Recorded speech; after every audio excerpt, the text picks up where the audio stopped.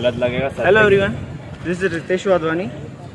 First of all, we are starting our first new series and a new video for the introduction of the education. Right now, I have completed all the master's degree and graduation degree, and going to teach you accounting, business, and management. So here is the first video, and the first video is starting on the basis of education. So what is this education? The first question. Actual meaning क्या है इस education की, क्या होता क्या है और क्यों है ये चीज़। एजुकेशन जनरली माना जाता है कि आप गए स्कूल, पढ़ाई की, यूनिवर्सिटीज़ में गए, आपने डिग्री हासिल कर ली और वो बन गई आपकी एजुकेशन। एजुकेशन उससे नहीं कहता जनरली, क्योंकि आप ऐसे भी लोगों को देखोगे जो इतनी डिग्रीज़ लेने के बाद भी कुछ ना कुछ अनएम्प्लॉयड ही रहेंगे, बेरोज़गार कहीं ना कहीं घूमते रहेंगे। और कुछ ऐसे लोगों को भी देखोगे जो बिल्कुल 10वीं पास है लेकिन फिर भी आज हज़ारों करोड़ों रुपए के संपत्ति के मालिक भी हैं। तो एजुकेशन वो नहीं है। एजुकेशन का मतलब ये होता है कि आपका दिमाग सोचने लगे, चलने लगे, और ये सोच के आपके अंदर की सारे थॉट्स को प्रोसेस में ला सके। एजुकेशन वही होती है। एक्चुअल मीनिंग ये है कि आपके अंदर की चेतना को जागृत कर सके, आपके अंदर के थॉट प्रोसेस को इस तरीके से बढ़ा सके कि आप उस जितने भी थॉट्स ला रहे हो अपने दिमाग में, उसको फाइनल रिजल्ट्स तक ले आ सको, और उस रिजल्ट्स के बाद उस पर ऑब्जर्वेशन कर सको कि क्या ये सही है या क्या ये गलत है। ठीक, तो अभी तक ये एजुकेशन की रियल मीनिंग है कि आपको एक्चुअल में थिंकिंग आपकी स्टार्ट कर सके। अब इसमें बहुत सारे डिसएग्रीमेंट्स और एग्रीमेंट्स आते हैं। कुछ लोग बोलते हैं कि एजुकेशन मतलब एक प्रोफेशनली पढ़ने वाली चीज़ होती है, जहाँ पे आप स्कूल्स में जाओ और एक प्रोफेशनल वे में जो चलता आ रहा है करिकुलम उससे पढ़ो। और कुछ लोग ऐसे भी होते हैं जो जनरली आप देखोगे जो बिल्कुल पढ़ाई लिखाई नहीं कर पाए हैं अपने जीवन में, लेकिन फिर भी वो सक्सेसफुल हैं। तो उनका क्या ऐसा सीन है और क्यों ऐसा कर पा रहे हैं वो, ये समझते हैं अपन आके। एजुकेशन बेसिकली कितने टाइप्स की होती हैं इसमें है 3 टाइप्स की आज के समय में एजुकेशन मानी जा रही हैं। पहली तो फॉर्मल, दूसरी इनफॉर्मल और तीसरी ई लर्निंग। अब जो फॉर्मल एजुकेशन है, फॉर्मल एजुकेशन का सीधा सीधा मतलब ये है, अगर आप ये पिक्चर देखोगे तो आपको समझ में आ जाएगा कि इसमें एक टीचर है और क्लासरूम में अपने जो स्टूडेंट्स हैं वहाँ पे उनको पढ़ा रहे हैं।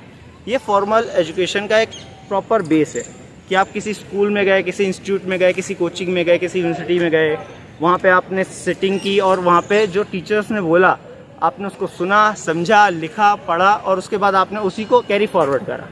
ये आपकी फॉर्मल एजुकेशन है। फॉर्मल एजुकेशन हमेशा सभी लोग लेते हैं। मैंने भी फॉर्मल एजुकेशन ली हुई है, मैं MBA कर चुका हूँ, तो मैं इसका एक अच्छा खासा एग्जाम्पल हूँ। Second, informal education. आपने जनरली देखा होगा जो भी स्पोर्ट्स खेलते हैं उनके पास इतनी खास एजुकेशन होती नहीं है। अगर एग्जांपल के तौर पे देखा जाए तो विराट कोहली ज़्यादा पढ़ा लिखा नहीं है, शायद 12वीं पास ही है बस, शायद, वो भी कंफर्म नहीं बता सकता मैं, क्योंकि अगर आप गूगल पे सर्च करोगे तो पता चल जाएगा। क्रिस्टियानो रोनाल्डो जो दुनिया का सबसे बेहतरीन फुटबॉलर में से एक है आज के समय में, वो भी इतना ज़्यादा पढ़ा लिखा नहीं है, लेकिन वो चाहे तो 10,000 करोड़ का एक आइलैंड खरीद सकता है अभी के अभी, और आप जितना सोचोगे उतनी देर में वो खरीद के ले भी चुका होगा। तो अब ये फ़र्क कितना बड़ा है आप सोचो।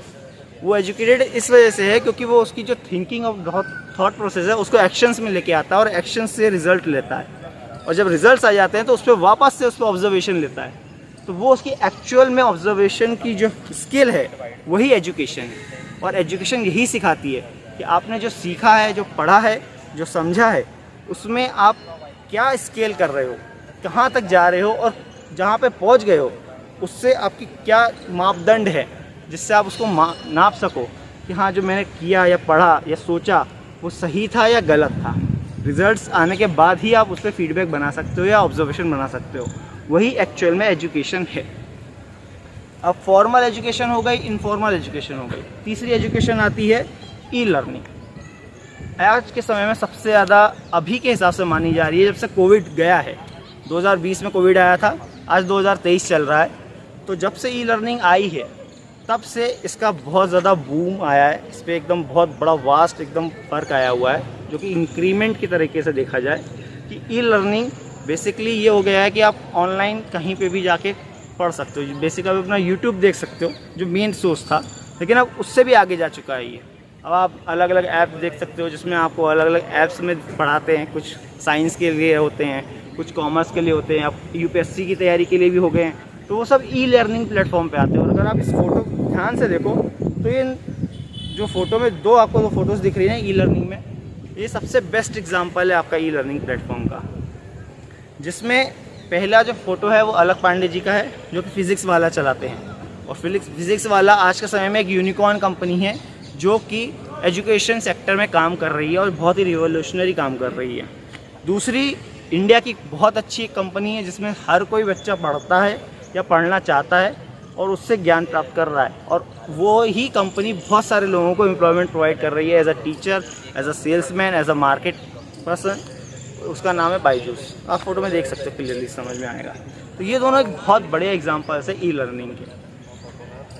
अब बेसिकली रोल क्या है एजुकेशन का, क्यों चाहिए इस समाज में या इस जगह पे, इस देश में एजुकेशन का मेन रोल सिर्फ एक चीज़ से नहीं है कि आपने जो सीखा, पढ़ा, समझा और उसको अपना के आपने आगे काम किया और उस पर काम पे आपने उस चीज़ से पैसे बनाए। बेसिकली एजुकेशन का मतलब ये नहीं कि सिर्फ पैसे ही बनाना है, आपकी थॉट प्रोसेस को एक ऐसे लेवल पे लेके जाना है जहाँ पे एक स्थिति ऐसी मेंटेन हो, जहाँ पे एक ऐसा पैरेलल यूनिवर्स रहे कि यहाँ पे हर चीज़ एक नॉर्मल सिचुएशन के हिसाब से चले। और इसमें एजुकेशन सबसे बड़ा रोल अदा करती है। आपकी सोसाइटी में, समाज में क्या विचारधारा है, क्या समझ है, लोग आपको किस तरीके से देखते हैं, किस नज़रिए से आपको देखना चाहते हैं, या क्या आप किस नज़रिए आप उनको देना चाहते हैं कि वो आपको देखें और उस हिसाब से समझें, ये एजुकेशन का मेन पर्पस है। तो पहले हो गई चेतना को जागृत करना, समझना, देखना, उसको इस्तेमाल करना और उसके ऊपर जो रिज़ल्ट्स आए हैं उसका फीडबैक लेना। और दूसरा एक नज़रिया बनाना कि किस नज़रिए से आप कहाँ चलना चाह रहे हैं, ताकि आप वहाँ तक पहुँच सके जो आपका मेन गोल है, जो आपको अचीव करना है। तो ये मेन है इसका वीडियो का कंक्लूजन। अब मैं आपको अपने बारे में बता दूं, मेरा नाम रितेश वाधवानी है। मैंने मेडिकैप्स यूनिवर्सिटी से MBA किया हुआ है और करंटली मैं एज एन अकाउंटेंट वर्किंग कर रहा हूँ इन अ कॉर्पोरेट सेक्टर। इसके अलावा भी मैंने और भी चीज़ें कर रखी हैं। सो आगे की जो सीरीज़ आएंगी वो बेसिकली 3 स्ट्रीम पे बेस रहेगी। पहला तो आपकी अकाउंटिंग, सेकंड बिज़नेस और थर्ड मैनेजमेंट, क्योंकि ये तीनों चीज़ें मैंने की हुई है। प्रैक्टिकल एक्सपीरियंस है मुझे। अकाउंटिंग में मुझे 5 साल से ज़्यादा का एक्सपीरियंस है। बिज़नेस मैंने करीबन 10 साल तक चलाया हुआ है। अपने फादर का बिज़नेस मैंने उस पर रन किया हुआ है। वहाँ पे शॉप देखी है पूरी, परचेज, सेल, कहाँ से कैसे माल आता है, कैसे प्रॉफिट बनाते हैं, वो सारी चीज़ें। और मैनेजमेंट जो कि मैंने MBA के कोर्स से सीखी है पूरी, जो मेरे को कॉलेज ने सिखाई है, जिसकी डिग्री मेरे पास है। तो ये 3 स्ट्रीम्स हैं। इस 3 स्ट्रीम्स के ऊपर हमारी सारी जितनी भी एजुकेशन रहेगी वो आपको प्रोवाइड मिलेगी यहाँ पे। फोर्थ एक और इसमें जोड़ी जा रही है स्ट्रीम मेन, जो अभी मैं इसमें पढ़ रहा हूँ, सीख रहा हूँ, समझ रहा हूँ और आने वाले समय में उसको समझाना चाहता हूँ, जो कि फ़िलोसफी में आती है कि आपकी जो सोचने की क्षमता है और किस लेवल पे आप सोचना चाह रहे हो या किस लेवल पे सोचना चाहिए, उसके बारे में भी मैं पढ़ रहा हूँ अभी।